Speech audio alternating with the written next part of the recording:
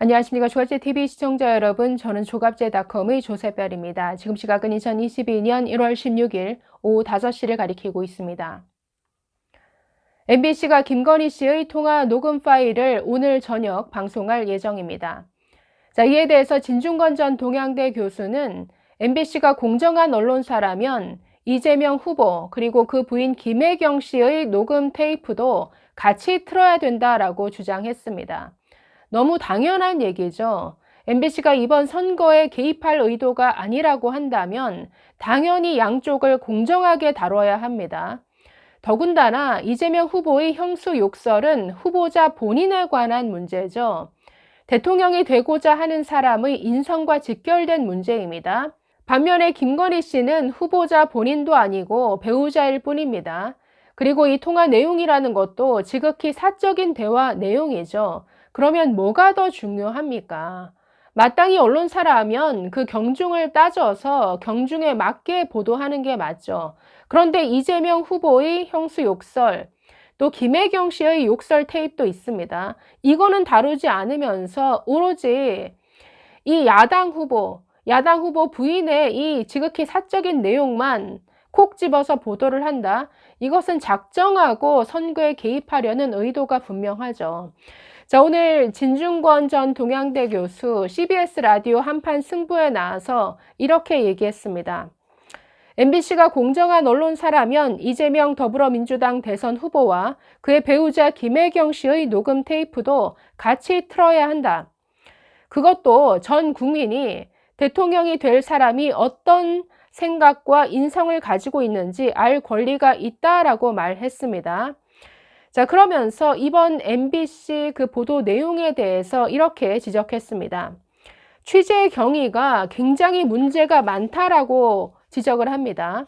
취재를 했던 사람이 김건희 씨를 옹호하는 기사를 썼는데 그 사람의 성격상, 해당 매체 성격상 도저히 쓸 수 없는 거다. 그 다음에 열린공감TV 측에 전화를 걸어서 이게 김 씨를 낚기 위해서 미끼를 던진 거니까 이해해달라라고 말을 했다고 한다. 즉 속이고 도와줄 것처럼 접근해서 사적인 신뢰관계를 맺고 50여 차례 걸친 통화를 한 것이다 라고 지적했습니다. 김건희 씨에게 접근해서 통화 내용을 몰래 녹음한 이 서울의 소리라는 매체는 좌파 매체입니다. 그 채널에 들어가 보면 응징 언론이라고 되어 있는데 거의 테러에 가까운 행위들을 그동안 해왔습니다. 이들이 김건희 그리고 윤석열을 옹호하는 기사를 쓸 리가 없는데 썼다라는 거죠. 왜? 미끼를 던지기 위해서.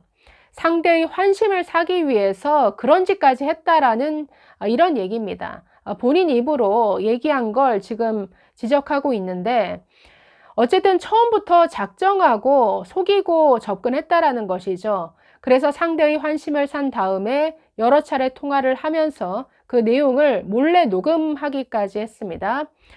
계속해서 진 교수 이렇게 말합니다. 김 씨는 자기를 도와줄 거라고 믿고 이야기를 했고 사적으로 통화를 한 건데 지금 정치적으로 이용하겠다라는 의도가 너무나 분명하다. 취재의 윤리에도 위배되고 인간적인 도리도 아니다. 비열하고 저열한 짓이다 라고 비판했습니다. MBC를 향해서도 이렇게 말합니다. 공영방송인 MBC에서는 이걸 받으면 안 되는데 받아버렸다. 이분들이 자꾸 이런 짓을 하다가 사실은 국민들한테 신뢰를 잃었다. 그런데 아직도 이런 짓을 한다는 것 자체가 굉장히 화가 난다. 꼭 이렇게 해야 되느냐? 이른바 진보 진영이라는 사람들이 이렇게까지 타락했는가? 굳이 이렇게 해야만 이길 수 있는 후보라면 정말 그게 제대로 된 후보겠느냐라고 이렇게 비판했습니다. 한마디로 공영방송 MBC 그동안 이들이 해온 짓을 보면 완전히 이건 선동기관으로 전락한 지 한참 됐죠.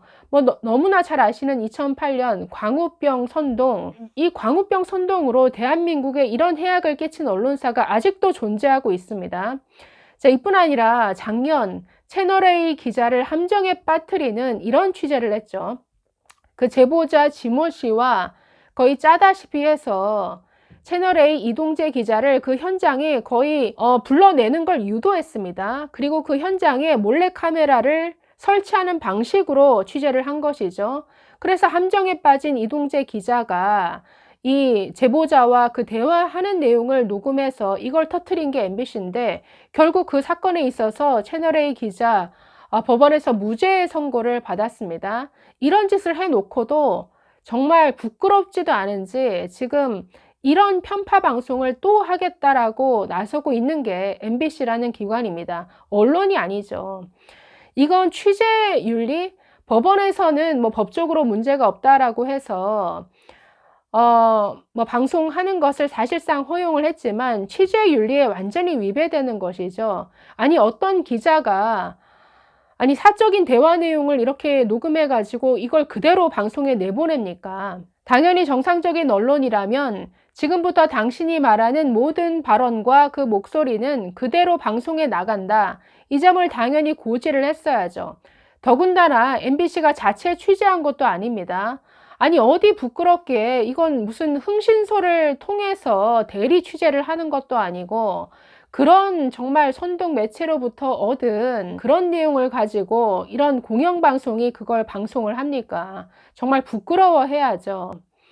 아니, 수사 과정에서도 불법적으로 취득한 이런 증거는 증거로 그 효력을 인정하지 않죠. 뭐 불법적으로 고문을 한다던가 아니면 그 신분을 속이고 접근해서 뭔가 빼내온 이런 증거들은 그 증거 능력을 잃습니다. 마찬가지로 이게 무슨 법에 저촉되지 않는다 하더라도 당연히 공영방송으로서, 언론으로서 지켜야 될 취재 윤리라는 게 있는 것이죠. 자, 오늘 국민의힘은 MBC에 대해서 선거 개입 의도가 명백한 권한유착 시즌2라고 비판을 했습니다. 자, 이양수 국민의힘 선거대책위원회 수석 대변인은 논평을 통해서 이렇게 말했습니다. MBC 장인수 기자는 적어도 지난 12월에 음성 파일을 입수했다. 열린공감TV와 서울의 소리는 7월부터 몰래 녹음 상황을 공유해 가면서 더 일찍 알고 터뜨릴 시점을 조율하고 있었다.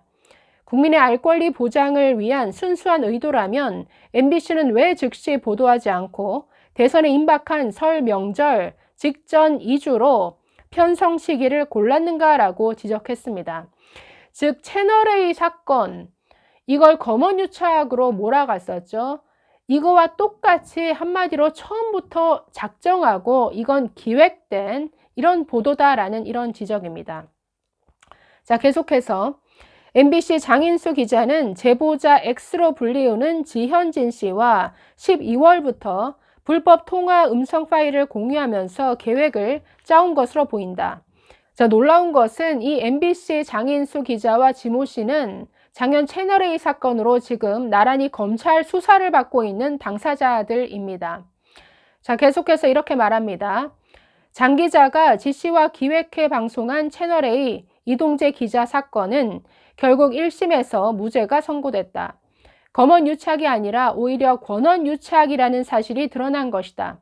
짜집기 왜곡 방송으로 채널A 사건 시즌2를 기획하는 것 아닌가라고 이렇게 지적했습니다. 자, 이뿐 아니라 MBC가 실질적인 반론권을 보장해주지 않고 있다라는 점도 지적하는데, 자, 이 대변인, MBC는 김 대표가 인터뷰에 응해야 방송 개요를 알려주겠다는 억지를 부린다.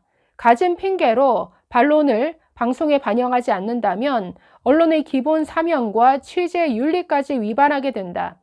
특정 세력의 편에 서서 공익을 위한 보도를 가장해 인격 살인에 가담하고 선거에 개입하려 하는 방송 행태를 지금이라도 멈추고 바로 잡아야 한다라고 강조했습니다.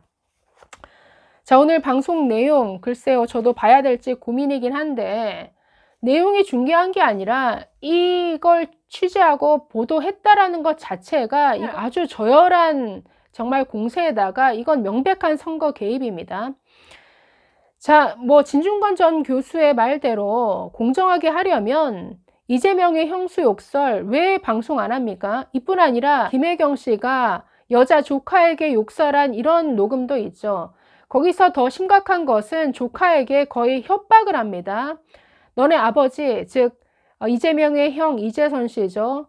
너네 아버지를 내가 강제 입원시킬 수도 있다라는 이런 협박에 가까운 발언도 하는데, 아니 MBC 왜 이건 안 다룹니까? 자, 그래서 지금 MBC가 하는 행태를 보면 뭐 이건 더 이상 언론사라고 부르기도 부끄러운 선동기관으로 전락한 것 같습니다. 감사합니다.